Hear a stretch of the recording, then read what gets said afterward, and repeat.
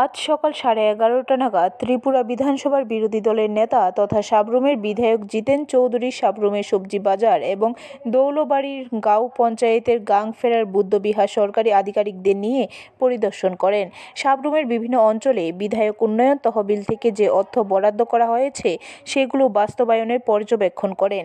সাথে ছিলেন সাব্রুমের executive engineer Sanjeev Reang ও অন্যান্য আধিকারিকগণ। সাব্রুমের উন্নয়নের জন্য 10 লক্ষ টাকা বরাদ্দ করা হয়েছে। গাংফেরার বুদ্ধ বিহারের জন্য 21 লক্ষ টাকা বরাদ্দ করা হয়েছে।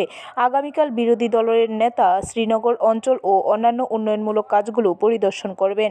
সাথে সাব্রুম গণপ্রশাসনের নতুন প্রশাসনিক ভবন পরিদর্শন করার কথা আছে।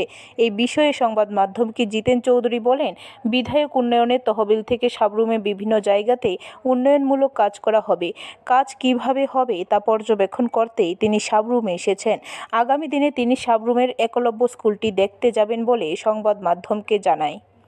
এটা একটা মগ জনগোষ্ঠীর একটা খুবই বর্ধিষ্ণু গ্রাম, সীমান্তের মধ্যে, কিন্তু কাঁটাতারে বেড়া হওয়ার কারণে তাদের অনেক সম্পত্তি কাঁটাতারের ওপারে পড়ে গেছে। এতে অর্থনৈতিকভাবে একটু চাপে পড়ে গেছে। তো এখানকার বাসিন্দারা তারা দাবি করছিলেন একটা কমিউনিটি হল করে দেওয়ার জন্য। তো আমার যে বিধায়ক এলাকা উন্নয়ন প্রকল্প যত সামান্য যে তহবিল আছে, এই তহবিল থেকে এখানে একটা এই কমিউনিটি হলের স্যাংশন করা হয়েছে। ব্যুরো রিপোর্ট, খবর ত্রিপুরা।